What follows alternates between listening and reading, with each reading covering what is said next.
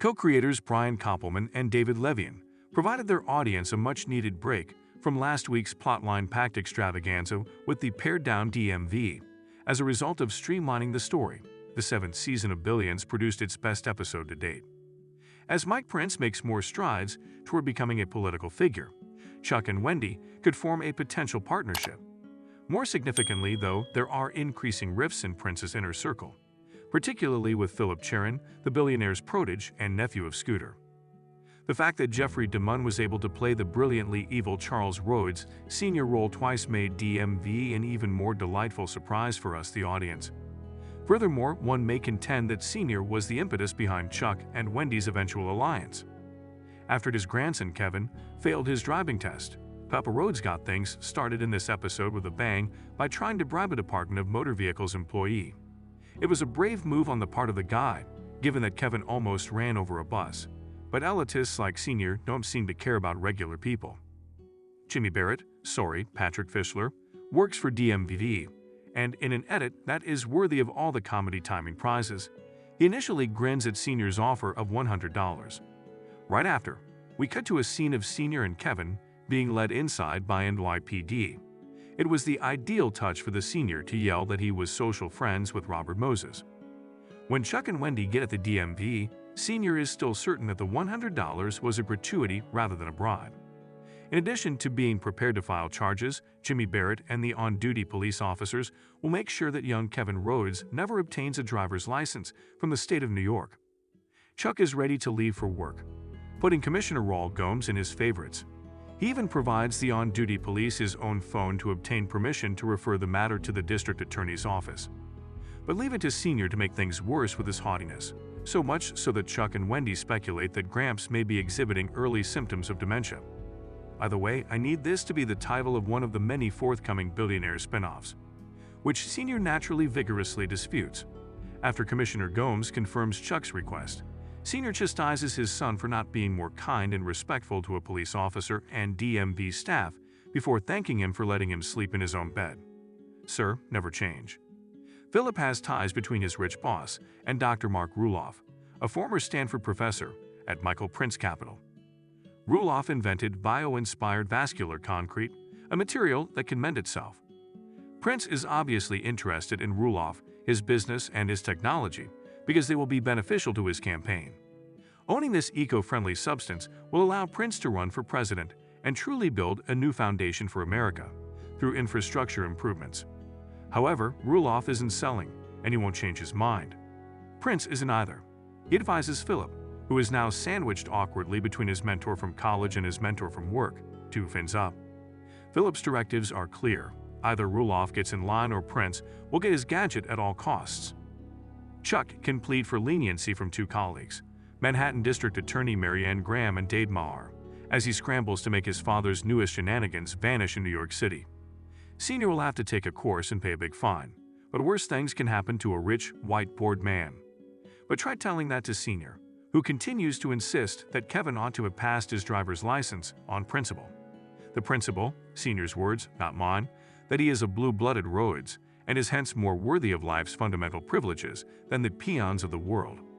However, Chuck is not persuaded by that line of reasoning. Sr. definitely knows when to bring out the big guns. Oh no, Sr. was there for their son, but Chuck and Wendy weren't, which is why the DMV controversy occurred. And he's skilled at emphasizing his guilt. Being an absentee parent, Chuck neglected to notice Kevin's disappointment when he failed the driver's test. Alright, so everyone knows that Chuck and Wendy aren't exactly the best parents ever. In contrast, Sr.'s assertion that he is the only one prepared to risk life and liberty on his grandchildren's behalf is, to borrow a phrase from his generation, absurd. Philip makes an effort to placate Ruloff, but he soon realizes that he is no longer able to play both sides of this game. Because Philip's good guy Prince has started purchasing competitor patents, Ruloff is not in a good mood. This is problematic because, the elucidating discussion, Ruloff might suddenly be perceived as violating Prince's patents simply by carrying out his own job. When Philip learns what fins up means, his face instantly explodes into an emoji of an exploding head. This is known as patent sharking. Then, Ruloff issues a harsh, albeit well-known, warning to Philip, who has been gradually changing into Season 4 Taylor Mason, saying, Leave MPC while you still have a modicum of self-respect. When Taylor sees that Philip is struggling inside, she quickly tells him to unload with Wendy. Even though we aren't privy to their session specifics, it's not required. All that is necessary to understand is that Chuck and Wendy's growing partnership against Mike Prince is motivated by Philip's call for assistance. At the Brooklyn Roads house, Chuck declares that he has closed the case against Senior for his attempted bribery at a family meal. In typical Chuck manner, he set up a promotion for Jimmy Barrett, a DMV employee, and an internship with the Department of Justice for the son of Jimmy Barrett's boss. Senior escapes with a minor conviction, and the Rhodes family name is unharmed. Not so quickly, Kevin. Now Chuck and Wendy want to know why it was their son, not them, who asked Grandpa to accompany him to the DMV. Apparently, Chuck and Wendy agree as well. When Kevin inquired of them first, it turned out that they were both too busy, as expected. "My boy, there was a time when a Benjamin Franklin was the key to the city," DeMund says as he wraps off his outstanding DMV presentation, leaving Chuck and Wendy to stew in their parenting errors. "I made the error of not factoring in inflation." Chuck and Wendy don't stay in shock for long since Wendy needs Chuck's assistance with Philip. She suggests without asking that Chuck would find it helpful to talk to Philip, who is currently at his most vulnerable. Chuck is already outside Philip's apartment, building the following morning, offering a post-run drink. Philip admits his sorrow about confusing Ruloff with Prince and asks Chuck for assistance in putting an end to the patent sharking industry. It seems sense that he isn't prepared to take direct aim at Prince. Even though patent sharking is a vicious practice, it is the way of the ocean, thus Chuck is unable to assist him in such a broad sense. Furthermore, Prince's shark attacks are becoming more and more blatant. Initially, he purchases the biotech company that produces the essential enzyme for Ruloff's method. Then, with the help of an unidentified wealthy backer, Ruloff continues to refuse to sell. So Prince instructs Kate Sacker to sue Ruloff on behalf of one of his other patents. Since Philip is the one who knows Ruloff the best and can help him overcome his stubbornness, Prince is quite content to use his limitless resources to undermine the professor.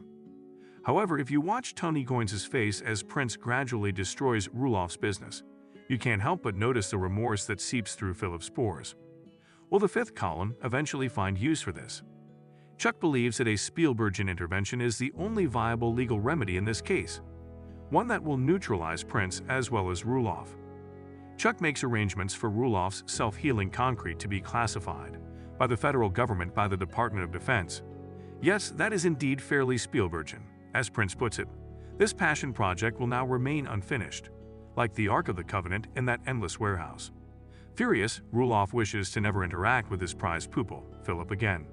However, Mike Prince, on the contrary, this guy doesn't care that the world has to wait for revolutionary infrastructure, since he is so certain he will be elected president. He casually says that he hopes to declassify the project at some point because it will undoubtedly bring him a lot of money.